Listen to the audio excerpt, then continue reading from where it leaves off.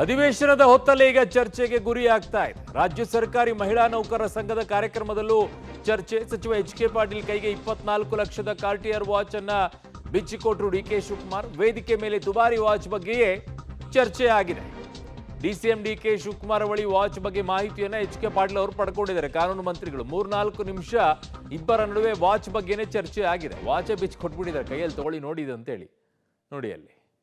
So ಇದು ಸರ್ಕಾರಿ ಮಹಿಳಾ ನೌಕರರ ಕಾರ್ಯಕ್ರಮದಲ್ಲಿ ವಾಚ್ ಬಗ್ಗೆ ಸಿಕ್ಕಾಪಟ್ಟೆ ವಿವಾದ ಆಯ್ತಲ್ಲ, ಅದ್ರ ಬಗ್ಗೆ ಚರ್ಚೆಯನ್ನ ವೇದಿಕೆ ಮೇಲೆ ಕುತ್ಕೊಂಡಾಗ್ಲೂ ಚರ್ಚೆ ಮಾಡಿದ್ದಾರೆ. ಏನು ಅದು 24 ಲಕ್ಷ ಕೊಟ್ಟು ತಗೊಳ್ಳುವಂಥದ್ದು, ಅದರಲ್ಲೇನೋ ಸಮಯ ಭವಿಷ್ಯದ ಮುಂದಿನ ಏನಾದರೂ ಅರ್ಜೆಂಟಲ್ಲಿ ನೋಡ್ಕೊಂಡು ಬಿಡ್ಬೋದಾ ಏನು ಕತೆ, ಅಥವಾ ನಮ್ಮ ಸಮಯವನ್ನು ಮುಂದೂಡಿಕೆ ಹಾಕ್ಕೊಳ್ಬೋದಾ, ಅಥವಾ ಒಂಚೂರು ಹೋಲ್ಡ್ ಮಾಡ್ಕೊಳ್ಬೋದಾ, ಏನು ಕತೆ, ವಾಚಲ್ಲಿ ಏನಾದರೂ ಇದೆಯಾ 24 ಲಕ್ಷ ಕೊಟ್ಟರೆ ಅಂತ ಸಿಗುತ್ತಾ ಅಂತ ಮೋಸ್ಟ್ಲಿ ಆ ಕಡೆಗೆ ಎಚ್.ಕೆ. ಪಾಟೀಲ್ ಅವರಿಗೆ ಆ ಪ್ರಶ್ನೆ ಬಂದಿರಬಹುದೇನೋ. ಬಟ್ ಹಾಗೆಲ್ಲ ಬರಲಿಕ್ಕಿಲ್ಲ.